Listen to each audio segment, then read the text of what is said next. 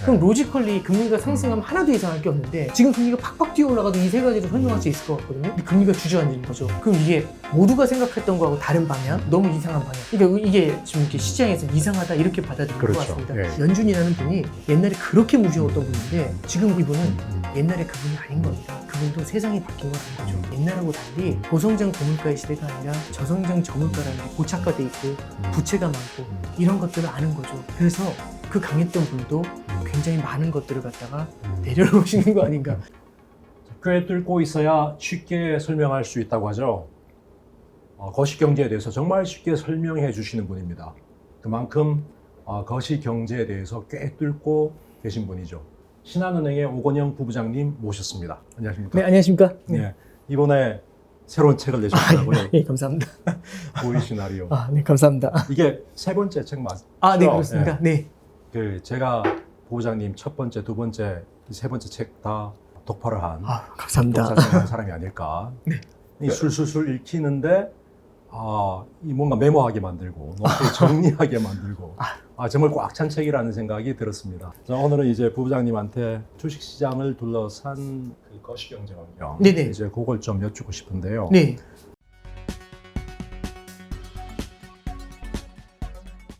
최근 좀 혼란스러운 게 이제 금리죠. 예. 금리인데 금리라는 게 그렇잖아요. 특히 장기 금리 같은 경우는 이제 실물 경제를 반영하는 측면도 있고 또 기대 인플레도 반영하고 또 이제 멀리 보면은 이제 기준 금리가 미래 어떤 흐름일지까지 네. 보여주는 지표인데 이게 3월에 1.74%가 네. 끝까지 갔다가 이제 네. 쭉 내려와서 지금 1.3% 되더라고요. 그러면 이제 인플레 걱정이 사라졌느냐? 기준금리 안 올릴 거냐? 실물 경제가 그렇게 좋아지지 않을 거냐? 뭐 이런 생각까지 들게 하는 네. 좀 미스터리한 현상이던데 우선 그것부터 한번 좀 설명해 주십시오. 네. 일단 저도 되게 연초에 보면 연초에 금리가 빠르게 올라갈 때 네. 특히 아까 말씀해 주셨던 것처럼 3월 달에 종가로는 1.774였지만은 실제로 1.777까지 올라갔었거든요. 금리가 장중에는. 그럼 그 정도로 금리가 빠르게 뛸 때는 금리가 이 정도까지 내려올 거다 이렇게 예상하는 분들은 많지는 않았었던 것 같아요. 근데 불과 한 개 분기가 지나자 금리가 이제 1.3%를 하회하는 일이 벌어지게 되고 물론 단기적으로 한번 또 반등을 하긴 했지만 그래서 이제 왜 이렇게 금리가 많이 떨어지나 첫 번째 여기에 많은 관심을 가지는 이유는 아까 말씀드렸던 것처럼 뭐 대부분 다 금리가 추가로 올라가거나 이런 쪽을 생각을 했었는데 많이 안 떨어지거나 의외의 방향성이 나오니까 다수의 생각과는 다른 방향성이 나오니까 깜짝 놀랐다는 면이 첫 번째가 있고요. 두 번째는 로직입니다. 지금 대부분의 로직은 금리의 상승을 지지해주고 있는데 이상하게 금리가 하락한단 말이죠. 이 부분에서 저는 되게 많은 답을 찾을 수 있을 거라고 생각을 하는데요. 결국에는 금리를 결정하는 요인은 정말 많습니다만 핵심적인 거 세 개만 말씀드리면 첫 번째는 성장을 볼 수가 있고요. 그렇죠. 두 번째는 물가를 볼 수 있고 세 번째는 중앙은행의 정책을 볼 수가 있습니다. 사실 서두에 말씀을 해주셨던 거고 비슷한데요. 한번 요걸 가지고 한번 생각해 보는 거죠. 첫 번째는 성장입니다. 성장이 금리와 관련을 많이 가지고 있는 가장 큰 이유는요. 성장이 강하게 나오면 기업들은 투자를 늘릴 겁니다. 그렇죠. 투자를 늘린다는 얘기는 투자를 할 때는 돈을 빌려야 된다는 얘기거든요. 돈 먹는 하마처럼 돈을 많이 빌립니다. 결국엔 금리라는 건 돈의 값인데 돈의 수요가 확 늘어나게 되죠. 그럼 시중에서 돈을 너도나도 빌려달라고 하면 당연히 금리가 가장 높게 부르는 그런 사람한테 돈을 빌려주게 되겠죠. 그렇죠. 그래서 시중금리가 상승하는 요인이 됩니다. 그래서 성장이라고 쓰고 시중금리의 상승이라고 했는데요. 그럼 지금의 성장을 한번 보면 지금 전 세계가 이례적인 고성장을 하고 있다. 강한 성장세를 나타내고 있다. 이런 얘기들이 나오고 있지 않습니까? 그리고 미국 같은 경우는 2분기 GDP 성장률이 뭐 7% 이런 얘기까지 나오니까요. 꽤 높은 수준의 성장률입니다. 그러면 이건 당연히 금리 상승 요인 이렇게 우리는 해석할 수가 있겠죠. 두 번째는 물가를 볼 필요가 있습니다. 물가라는 것도 잠깐 생각을 해보면 이제 이런 거죠. 물가가 높다는 건요. 그만큼 금리를 높여줘야 된다는 얘기입니다. 그렇죠. 예를 들어서 지금 정기예금 금리가 한 3%라고 해보면 지금 3%짜리 정기예금 준다고 하면은 다들 오픈런 할 거예요. 그렇죠. 기다리고 난리도 아닐 겁니다. 그렇죠. 그런데 문제는요. 만약 물가가 10%씩 오릅니다. 그럼 누구도 3%짜리 정기예금 안 하겠죠. 그렇죠. 결국에는 예금이라든지 채권이라든지 돈을 빌려야 되는 사람 입장에서 금리를 제시를 할 겁니다. 근데 돈을 빌려주는 채권자들 입장에서는요. 물가가 너무 높게 되면은 낮은 금리, 물가보다 낮은 금리에는 돈을 빌려주려고 하지 않을 거예요. 그렇죠. 그럼 돈이 절실한 사람들이 돈을 빌릴 때에는 적어도 물가 수준에는 금리를 제시를 해줘야 돈을 빌릴 수 있겠죠. 그래서 물가가 올라간다라고 쓰고 금리도 뛴다라고 보면 됩니다. 그러면 지금 물가를 한번 생각해 보는 거죠. 그냥 언론 타이틀만 봐도 그냥 느낌이 딱 와요. 뭐 통계 작성 이후 최고치, 그 다음에 2008년 9월 이후 최고치, 2011년 2월 이후 최고치, 이런 수사들이 현란하게 들러붙고 있습니다. 그럼 이거 딱 보고서 우리는 무슨 생각을 하냐면 체감 물가까지 올라가거든요. 그러면 물가 상승이다라고 보면 되고요. 그럼 두 번째 물가 사이드에서 봐도 금리가 올라간다라고 보면 됩니다. 그 다음에 세 번째는 정책 사이드를 보는 거죠. 정책 사이드를 봐도 재밌는 건 테이퍼링이라는 단어가 나오고 있어요. 지금은 대중적으로 테이퍼링이라는 단어를 마구 이제 얘기를 하고 있는데, 우리가 이제 테이퍼링이라는 단어에 대해서 한번 생각해 보는 거죠. 장기 국채를 사면서 유동성을 공급해 주는 겁니다. 돈을 공급해 주면은 돈의 값인 금리는 내려가게 되죠. 공급이 늘어나게 되니까요. 근데 공급을 조금씩 줄여나가겠다라고 얘기하는 게 테이퍼링의 핵심입니다. 그러면 장기적으로 공급이 조금씩 줄어든다라는 기대를 시장에 반영을 하게 되면 결국에는 돈을 많이 뿌려줄 줄 알고 금리가 바닥까지 내려갔다가 이제 안 뿌려주나 하면은 금리가 위로 뛸 수 있겠죠. 그렇죠. 그럼 우리는 테이퍼링이라고 쓰고 금리 상승이라고 해석합니다. 다 금리 상승시키는 요인들이잖아요. 네, 성장도 금리 상승, 물가도 금리 상승, 테이퍼링, 정책도 금리 상승을 가리키는 거죠. 그렇죠. 그럼 로지컬리 금리가 상승하면 하나도 이상할 게 없는데 지금 금리가 팍팍 뛰어 올라가도 이 세 가지로 설명할 수 있을 것 같거든요. 근데 금리가 주저앉는 거죠. 그럼 이게 모두가 생각했던 거하고 다른 방향, 너무 이상한 방향. 그러니까 이게 좀 이렇게 시장에서 이상하다 이렇게 받아들이는 것 같습니다. 그래서 이제 여기에 대해서 저도 이제 한번 좀 생각을 해봤는데 이런 생각을 좀 해봐요. 좋은 것과 나쁜 것이 있고요. 좋아지는 것과 나빠지는 것이 있다라고 생각을 합니다. 두 개는 다르다고 보거든요. 그러니까 이런 거죠. 제가 이제 아파트를 하나 샀다고 가정을 해볼게요. 아파트를 하나 샀는데 보니까 굉장히 이제 교통도 안 좋은데 아파트를 산 거예요. 그래서 이제 물어보시는 겁니다, 저한테. 아니, 그 아파트를 왜 사? 이렇게 물어보시는 거죠. 제가 딱 한마디 답변을 합니다. 뭐라고 하냐면, 여기 2년 후에 지하철 들어온대요. 이렇게 말씀드리죠. 그러면 바로 답이 되지 않습니까? 다들 좋아지니까. 이렇게 얘기하죠. 그렇죠. 이거는 지금은 안 좋죠. 근데 좋아지는 거지 않습니까? 그러면 지금 안 좋은, 나쁜 거지만 좋아지는 게 있을 수 있고요. 지금 좋지만 나빠지는 것일 수도 있겠죠. 물가도요. 높지만 낮아지는 것일 수도 있죠. 지금은 높지만 낮아진다는 걸 뭐라고 하냐면 한 글자로 말하면 일시적이라는 표현을 씁니다. 요즘 유명한 단어죠. 트랜지토리라는 단어가 나오죠. 그러면 저는 이제 그래서 이제 페드에서 연준에서도 계속 일시적이라고 하는 표현을 딱 듣고서 이런 데서 한번 좀 고민을 좀 해봤어요. 그래서 이런 방식으로 한번 고민을 해보자라고 말씀드리고 싶은 건 첫 번째는 성장에 대한 얘기입니다. 성장에 대한 얘기를 할 때 첫 번째는 부양책에 대한 고민을 좀 해보는 거죠. 왜 2분기가 뜨거웠을까? 강력한 경기 부양책에 힘이 있었다라는 생각을 해볼 수가 있을 것 같아요. 참고로 하나 말씀드리면 작년도 12월 말에 트럼프 행정부가 떠나기 직전에 9천억 달러의 경기 부양책을 통과시켰고요. 1인당 600달러짜리 수표를 쏴줬어요. 그렇죠. 그래서 그 다음에 1월 달에 개인들의 소비가, 미국 사람들의 소비가 확 크게 또 뛰어 올랐습니다. 그래서 1월 달 미국 소매 판매 지표가 되게 좋았어요. 근데 2월 달 소매 판매 지표가 가라앉았습니다. 근데 3월 달에 바이든 행정부에서 딱 들어와서 무슨 짓을 하게 되냐면 1.9조 달러의 강력한 경기 부양책을 통과시키면서 1인당 1,400달러씩을 꽂아줘요. 그럼 4인 가정이면 5,000달러 수준으로 꽂아주는 거거든요. 말이 5,000달러지 우리나라 돈으로 하면 600만 원이 넘지 않습니까? 그렇죠. 적은 돈이 아닐 겁니다. 그러면 이 정도로 개인들한테 돈을 주게 되면은 이 돈은 소비로 이어졌을까? 이어졌겠죠. 그래서 4월달, 5월달, 6월달 소비 지표가 굉장히 좋은 겁니다. 그럼 이건 계속 좋을까? 이 질문에 이제 한번 답을 해보는 거죠. 계속 좋을 수도 있겠죠. 어떤 경우냐면 부양책 1,400달러씩 준 부양책의 효과는 희석이 됐지만 그 사이에 백신 보급이나 이런 것들이 되면서 실물 경제가 완전히 돌아온 거죠. 그래서 이제는 부양책의 힘이 없이도 그 정도 레벨로 소비를 해주는 거죠. 이렇게 됐었을 때는 탄탄한 소비를 이어갈 수 있다라는 점을 이제 우리는 생각해 볼 수가 있습니다. 근데 만약에 그게 아니라 탄탄한 소비를 할 정도로 올라오지 않은 상태에서 부양책의 힘이 떨어지게 된다면 어쩌면 2분기에 본 지금의 성장이 가장 높은 포인트일 수도 있다라는 생각을 할 수 있겠죠. 그렇죠. 성장의 정점. 그러니까 지금 보시면 여기서 이제 포인트가 뭐냐면 성장의 정점이라는 게 성장이 나쁘다는 게 아닙니다. 그러니까 예를 들어서 3분기, 4분기 성장에 대해서도 전망을 하는 게 나쁜 숫자는 아니거든요. 제가 15년 동안 보면서 미국 경제가 이 정도 성장하는 건 굉장히 엄청난 성장이에요. 그렇죠. 근데 시장의 기대치보다 약한 겁니다. 시장의 기대치 자체가 워낙에 높아져 있으니까 이게 이제 포인트가 전 된다라고 보고요. 지금 이제 제일 중요한 포인트는 결국에는 부양책이라는 것들이 이어지고 백신이라는 것에 대한 기대감 때문에 하반기에는 지금보다 훨씬 더 세게 팽창할 거라고 생각을 했지만 그것보다 약해질 수 있다는 그런 우려들이 생기는 겁니다. 첫 번째는 글로벌 IB들의 예측치를 보면은 이제 분기별로 미국의 성장률을 예측을 하거든요. 2분기가 대부분 다 고점입니다. 3분기에는 나쁘진 않은데 2분기보다는 살짝 눌려 있는 모습, 4분기에는 조금 더 눌리는 모습, 이렇게 나타나게 돼요. 그리고 글로벌 IB들의 전망도 중요하지만 저는 이제 애틀랜타 연준에 GDP 나우라는 지표가 있어요. 이건 일주일 단위로 GDP 성장률을 이제 보여주는 거거든요. GDP 성장률이라는 걸 잠깐 보시면 이게 굉장히 큰 지표지 않습니까? 중요한 지표고.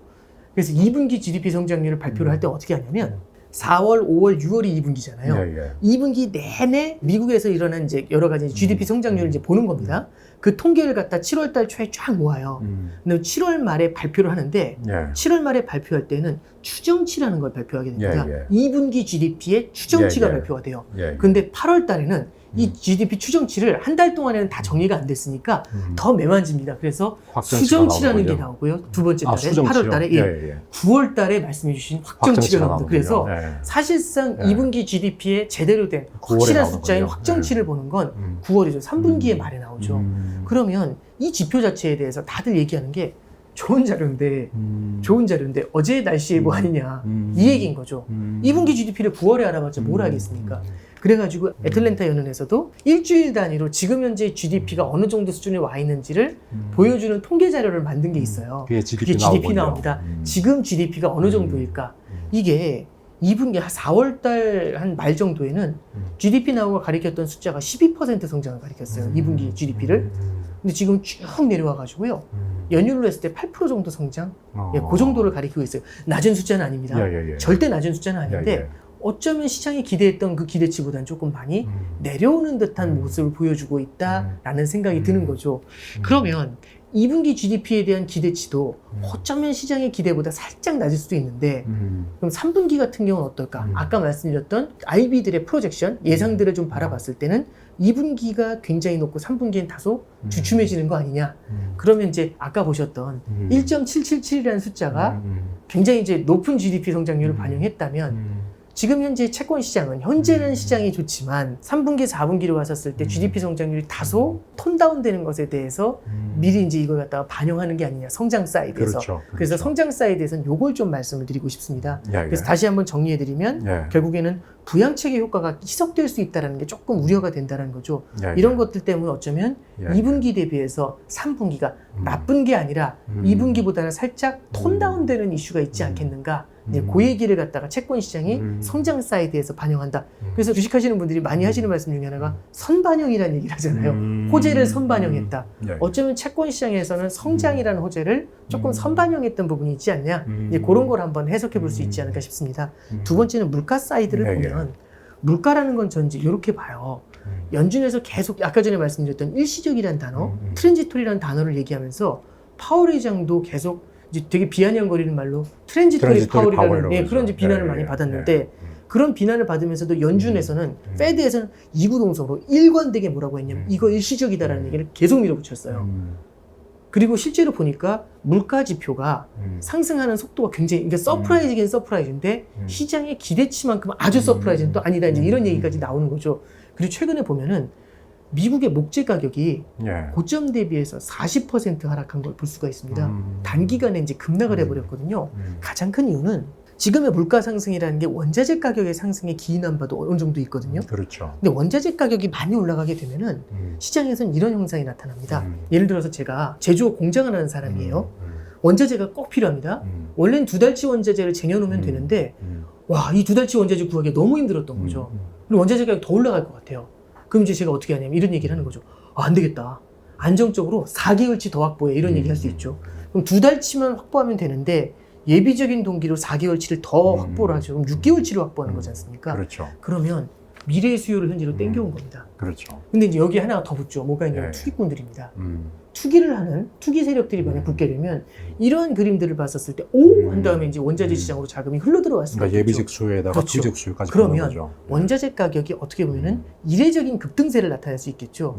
그래서 제가 럼버조 그러니까 미국의 목재 가격이 급락했다라는 말씀을 드렸는데 미국의 목재 가격이 그러면 너무 빠르게 뛰고 40%씩 하락한다라는 거는 어떤 펀더멘탈 실물 경제의 수요만으로 판단하기는 어려운 거지 않습니까? 이 투기 수요라는 것들이 조금 이제 흔들렸던 거 아닌가 이제 그런 말씀을 드릴 수가 있을 것 같고요.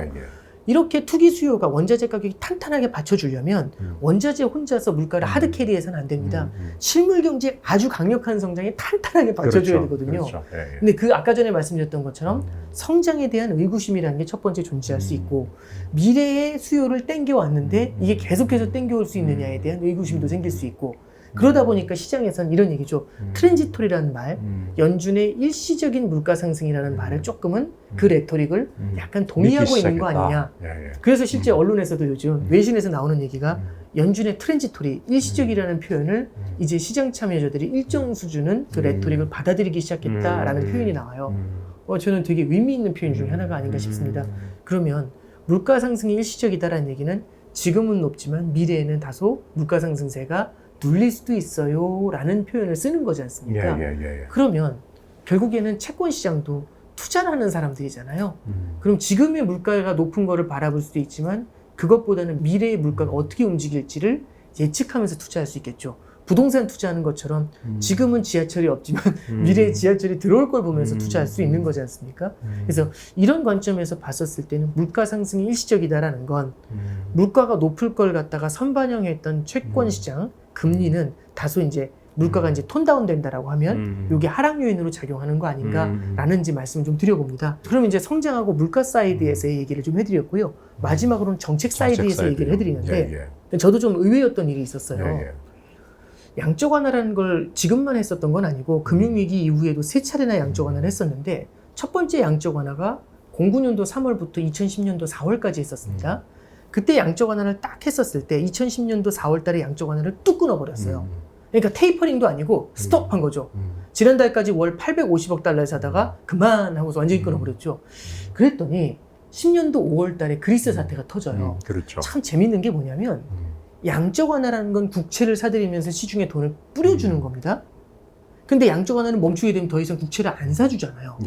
국채 가격이 떨어지면서 국채 금리가 탁 튀어 올라가야 되는데 국채 금리가 뛰는 게 아니라 양적 완화를 안 함으로써 실물 경제가 둔화될 것 같다고 생각을 하니까 성장도 위축되고 물가도 위축이 되면서 이걸 기대감을 반영하면서 오히려 금리가 밑으로 흘러내리고 버린 거죠. 그래서 1차 양적 완화가 끝난 다음에는 그리스 사태도 떠졌고 그 다음에 금리도 밑으로 흘러내려 버렸습니다. 그래서 미국에서는 더 이상 어떻게 할 방법이 없어서 2차 양적 완화를 시작을 하게 되죠. 2차 양적 완화가 시작됐던 건 10년도 11월에 시작을 해서 11년도 6월 달에 딱 끝내요. 마찬가지로 테이퍼링도 아니라 그냥 스톱 해버렸던 거죠. 그랬더니 어떻게 되냐면 11년도 8월에 미국의 신용등급이 낮아지고 유럽 국가들이 다 송두리째 흔들리기 시작을 해요. 그리고 이러한 성장에 대한 리스크 요인들이 성장을 주저앉히게 하고 물가를 갖다 잡아내리는 요인이 됩니다. 그러다 보니까 오히려 그 이후에도 금리가 흘러내리는 모습들을 볼 수가 있었죠. 그러면 다시 말씀드리면 양적 완화를 멈춘다라는 거, 테이퍼링을 한다라는 거, 공급을 줄인다라는 건 결국에는 국채 금리의 상승 요인으로 표면적으로 해석을 할 수는 있지만 이렇게 테이퍼링을 하거나 양적 완화를 멈춘 게 실물 경제의 성장과 물가의 하락 요인으로 작용을 한다면 역설적으로 금리의 하락 요인으로 작용할 수 있다는 걸 우리는 과거의 교훈을 통해서 배웠다라는 거죠. 그렇죠. 자, 그러면 이제 세 가지가 다 말씀을 드렸습니다. 첫 번째는 성장이라는 걸 봤는데 성장이라는 거는 결국에는 지금은 성장이 좋기 때문에 물가의 상승을 보는 것 같지만 이후에는 성장이 약간 톤다운 되는 거 아니냐. 그래서 이제 지난주부터 본격적으로 나왔던 얘기가 이제 미국이라든지 중국의 성장이 둔화될 가능성이 있다는 얘기가 그러니까 외신에서 그렇습니다. 피크아웃에 대한 얘기가 언론에서 조심스럽게 나오고 있죠. 그리고 이제 두 번째는 물가에 대해서도 일시적이라는 레토릭이 먹히는 것 아니냐. 그럼 지금은 높지만 낮아질 거라는 얘기죠. 세 번째는 테이퍼링이라는 것 자체가 어쩌면 성장과 물가를 억누르는 요인이 될 수 있는 거 아니냐. 그래서 되려 역설적으로 금리의 하락 요인으로 작용하는 거 아니냐. 이렇게 세 가지 요소가 맞물려가지고 지금의 이례적인 금리의 하락을 만들어내고 있다. 이런 해석이 좀 가능하지 않을까 싶습니다.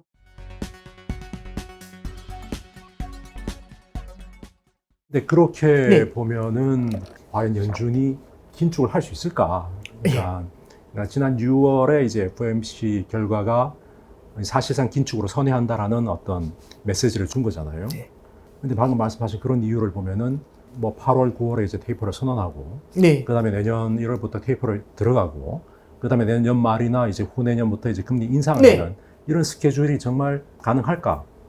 그러니까 설령 그렇게 하더라도 이 과연 긴축으로 봐야 될까? 긴축이라 하면은 이제 돈줄을 그러니까 풀등을 덜 풀고 그러다 결국은 흡수 빨아당겨야 되잖아요. 네, 그렇습니다. 계속적으로 이제 그렇게 쭉 나가는 건데 그게 긴축인데 과연 긴축을 할 수 있을까 연준이 이제 이런 의문이 들더라고요. 일단 첫 번째는 연준에서 그 어떤 사람도 언제 테이퍼링을 시작할 것이고, 그러니까 시장의 예상이 이제 그런 건데 그러니까 이때 하는 게 빨리 하는 게 낫다 이런 얘기는 하지만 8, 9월에 테이퍼링을 선언할 것이고 내년 1월에 테이퍼링이 들어간다. 그리고 언제부터 금리 인상이 시작된다. 이렇게 딱 예언처럼 말을 해주는 사람은 없습니다. 다 뭐라고 하냐면 캘린더 베이스가 아니라는 말을 써요. 날짜, 정해져 있는 패스가 있는 게 아니라 딱 그 날짜를 정해놓고 가는 게 아니라 뭐든지 데이터 디펜던시라고 얘기를 합니다. 데이터 디펜던시라는 얘기는 그때그때의 상황이 나오는 걸 보면서 결정을 하겠다라고 이렇게 얘기를 하고 있는 거죠. 그럼 이제 이게 재밌는 게 13년도로 한번 돌아가 보면 13년도에 비슷했던 것 같아요. 13년도 5월 달에 테이퍼링을 선언했죠. 원래는 시장에서 컨센서스는 13년 9월부터 테이퍼링이 시작될 거라고 봤어요. 연준이 액션할 거다. 근데 송두리째 시장이 흔들리는 거예요. 그러니까요. 프레자일 5라고 해가지고 이머징 국가들이 특히 흔들리는 거죠. 그랬더니 13년도 9월에 연준이 테이퍼링을 멈춰요. 그래서 테이퍼링을 더 하지 않고 14년도 1월이 돼서야 테이퍼링을 시작을 하게 됩니다. 자, 여기서 중요한 포인트는 뭐냐면 예정했었던, 시장이 바라봤었던 이 정도일 것 같아라고 했었던 캘린더 베이스의 생각은 13년 5월에 아무렇지도 않았던 상황이 이어졌을 때는 13년 9월에 테이퍼링을 할 수 있었을 거라고요. 근데 그러지 않았기 때문에 문제가 있었기 때문에 더 지켜볼 필요가 있었죠. 자, 이제 여기에 열사병 환자가 10명이 들어와 있다고 가정을 해보죠. 부국장님도 그렇고 저도 이제 열사병 환자라서 다들 지쳐서 이렇게 들어와 있는데 에어컨을 엄청 세게 틉니다. 물을 많이 먹었어요. 시원한 물을. 그랬더니 이제 좀 정신이 드는 거죠. 그래서 이제 서로 바라보면서 좀 춥다 이제 이런 얘기를 하는 거죠. 그럼 이제 빨리 끄고 싶다는 얘기잖아요. 이제 에어컨 좀 적당히 하자. 근데 다른 분들 표정 보니까 다들 이제 괜찮아서 다 얘기를 하고 있는데 저쪽 끝에 한 분만 멍한 표정으로 아무 말도 안 하고 가만히 앉아 계세요. 어제는 다 괜찮아 보이는 거죠. 그래서 이제 에어컨을 조금씩 강도를 약하게 하기 시작을 했죠. 에어컨의 강도를 조금씩 약하게 하니까 갑자기 그분이 푹 쓰러져 버린 겁니다. 그럼 어떻게 해야 될까요? 다시 틀어야죠. 그렇죠. 예, 그러니까 이제 말씀을 드리고 싶은 거는 지금 현재의 상황이 이어진다라면 아무런 문제가 없지만 테이퍼링을 한다라는 그 얘기, 그 작용 자체가 시장에 어떤 반작용을 만들어낼지를 우리가 볼 필요도 있겠죠. 만약에 그게 시장에 상당히 큰 부담을 준다면 연준은 그걸 바라보면서 테이퍼링을 늦춰갈 수도 있겠죠. 선언은 8, 9월 달에 할 수 있을 겁니다. 그리고 지금 현재 시장 컨센서스는 내년 초다, 올해 말이다 이렇게 얘기 나오는데 내년 초에 하려고 해도 지금처럼 아무 문제가 없다면 내년 초에 할 수 있겠죠. 근데 그게 아니라 만약에 중간에 이머징 국가들 중에 작은 이머징 국가들이 막 흔들리기 시작을 한다. 이런 것들이 세계 경제 전체에 좀 불안 요인을 작용한다. 이러면 테이퍼링을 늦출 수도 있습니다. 그리고 먼 미래에 있는 금리 인상에 대해서는 더 늦춰갈 수도 있겠죠. 그래서 좀 추상적인 말씀으로 들리겠지만 어디까지나 연준도 데이터베이스로 평가를 하는 거지 지금 언제 무조건 뭘 해야 돼라고 예언적으로 단언해서 이렇게 얘기하고 있지는 않다라고 말씀드립니다.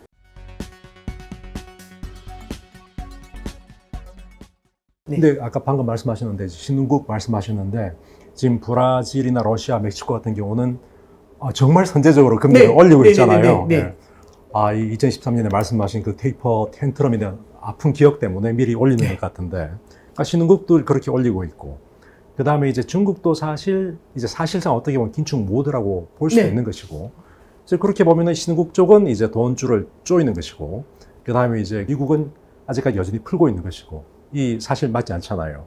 글로벌 경기도 사실 회복되기가 쉽지 않을 수 있을 것 같다. 부부장님 늘상 말씀하시는 게 이제 비행기는 절대 엔진 하나로만 날 수는 없다. 두 개가 같이 이제 날아야 된다 말씀하시잖아요. 그거 어떻게 보세요? 되게 어려운 질문을 주신 건데요. 저는 이제 그런 부분들이 좀 우려가 되는 거죠. 첫 번째는 지금 저는 금리가 이제 내려간다고 할 때 성장 사이드에서 미국의 성장에 대해서 말씀드렸지만 사실은 신흥국에 대한 성장 사이드도 여기하고 맞물려 있다고 봅니다. 뭐냐면 이번에 테이퍼링이 과거에 했었던 테이퍼링하고 다른 건요. 한번 해봤다는 겁니다. 그렇죠. 그러니까 이게 대화를 할 때 부국장님하고 저하고 막 이제 치열한 논쟁을 합니다. 이렇게 하는 게 좋을 것 같아요. 저렇게 하는 게 치열한 논쟁을 하는데 부국장님 말씀하시는 거죠. 그거 옛날에 해봤는데 별로더라. 이렇게 얘기하시는 거니까 옛날에 해본 경험이 있다면 거기서 대화의 추가 무게가 한쪽으로 확 쏠려가 버리잖아요. 그렇죠. 게임이 그렇죠. 끝나버리지 않습니까? 그렇죠. 해봤다는 게 제일 중요하잖아요. 나머지는 다 이제 미래를 보면서 예측을 하는 건데 직접 경험을 했으니까 그 경험을 했다라는 거는 합리적인 예측을 만들어내요. 합리적인 예측을 만들어내고 거기에 대한 합리적인 대비를 하게 만듭니다. 그 얘기는 뭐냐면 신흥국들을 한번 겪어봤잖아요. 그럼 이런 거예요. 강타자가 4번 타자가 야구 타석에 딱 들어섭니다. 그러면 중계하는 사람들이 이런 얘기를 해요. 와, 외야수들이 뒤로 물리고 있습니다. 이런 얘기를 해요. 4번 타자니까. 예, 멀리 칠 거라고 생각하니까요. 그러니까요. 예전에 앞에 서 있었다 뒤인 거죠. 그렇죠. 그랬더니 이번에 안 들려고 뒤로 가는 거지 않습니까? 예. 그럼 이제 반대로 야, 앞에다 치면 돼 이런 생각도 할 수 있겠지만 예. 그래도 일단 그 경험이 있기 때문에 전체적으로 좀 뒤로 밀려나려는 그런 경험들을 이제 생각들을 하는 거죠. 그러면 예전에 이머징 국가들은 그냥 이렇게 테이퍼링 한다고 했을 때 멍 때리고 있다가 갑자기 자본이 막 빠져나가니까 금리를 한꺼번에 들어올리면서 실물 경제를 망가뜨렸던 경험이 있죠. 그러면 예방주사를 맞아야죠. 금리를 한 번에 나중에 뒤늦게 한꺼번에 쫙 올리는 것보다는 조금씩 미리 올려놔서 충격을 분산시켜 놓는 게 낫겠죠. 그러면 이제 이 신흥국에서는 아직 테이퍼링이 시작된 것도 아닌데 선제적으로 금리를 인상하는 일이 거기에 대응을 해서 그게 브라질이나 멕시코나 러시아나 터키나 이런 쪽에서 이제 나타나고 있는 그런 현상이 아닌가 보고요. 그럼 이런 것들은 선제적으로 긴축에 들어간 거잖아요. 이렇게 질문할 수 있죠. 신흥국은 경기가 좋아서 금리를 올리는가? 아니거든요. 여전히 백신의 보급률도 낮은 편이잖아요. 그러면 신흥국 같은 경우는 결국에는 내수 성장을 위해서 돈을 오히려 풀어줘야 될 텐데 역설적으로 미국의 테이퍼링이라는 것에 대한 트라우마로 인해서 미리 금리를 인상을 하니까 오히려 성장세가 둔화되는 이제 그런 그림을 이제 가져갈 수도 있지 않나. 그래서 그럼 신흥국의 성장이 둔화된다라고 하기 때문에 아까 전에 말씀드렸던 것처럼 성장축으로 다시 돌아와 보면 미국은 경기 부양의 효과가 희석된다라는 얘기도 있고 그렇죠. 두 번째는 신흥국 같은 경우도 어쩌면 테이퍼링을 생각해서 선제적으로 금리 인상이 나섰다라는 거 이런 것들이 신흥국의 성장에도 긍정적으로 작용하는 것만은 아니다. 당장은 이제 그렇게 말씀드릴 수 있겠죠. 그래서 저는 이제 지난주에 중국에서 지준율을 인하했다라는 얘기가 되게 의미가 있다라고 생각을 해요. 그러니까 돈을 더 푼다는 얘기네요. 그렇죠. 예. 다른 나라는 다 금리를 인상하는데 혼자 금리를 낮춘 거죠. 어쩌면 중국은요. 가장 선제적으로 긴축에 들어갔는데 긴축이라는 표현은 좀 애매하긴 한데요. 중국이 이제 뭐라고 얘기를 하냐면 돈을 마구잡이로 풀지는 않겠습니다라고 했지 긴축을 하겠다고 한 적은 없거든요. 그러니까 실제로 마구잡이로 풀지는 않고요. 필요할 때 살짝 긴축을 했어요. 근데 양적완을 하면서 막 돈을 풀이는 미국하고는 다른 거죠. 그러면 중국을 비롯한 신흥국들은 약간의 긴축 모드로 전환돼 있는 거죠, 현재. 그렇죠. 그런데 그런 상황에서 중국이 혼자 갑자기 지준율을 인하한다라고 합니다. 가장 큰 이유는 중국의 성장이 둔화되는 것을 제어하기 위해서겠죠. 예, 그거는 이제 뭐 논란의 여지가 있을 수 있지만 그래도 중국의 성장세 자체가 둔화되는 걸 막기 위해서 선제적으로 지준율 인하에 나선 면이 있다라고 보고요. 그래서 지난 이제 토요일 날 새벽 채권 금리가 크게 내려가다가 중국에서 지준율 인하를 했다. 그 다음에 위안화 대출이 크게 늘었다. 사회융자 총량이 늘었다. 아, 그러면은 중국이 중국 당국에서 긴축에서 약간 스탠스가 바뀐 거 아니야? 이걸 읽게 되면 그러면 성장을 만들어낼 수 있겠네? 이러면서 이제 금리가 다시 이제 바닥에서 이제 돌아선 거 아니겠는가? 이제 그런 생각도 해볼 수가 있는 거죠. 그래서 이제 신흥국에 대해서 질문 주신 거 이런 것들이 결국에는 현재의 신흥국이 선제적으로 대응하는 것들이 어떻게 보면은 완만하게 성장세를 좀 억누르는 그런 악재로는 작용할 수도 있지 않을까? 이제 그렇게 생각을 해봅니다.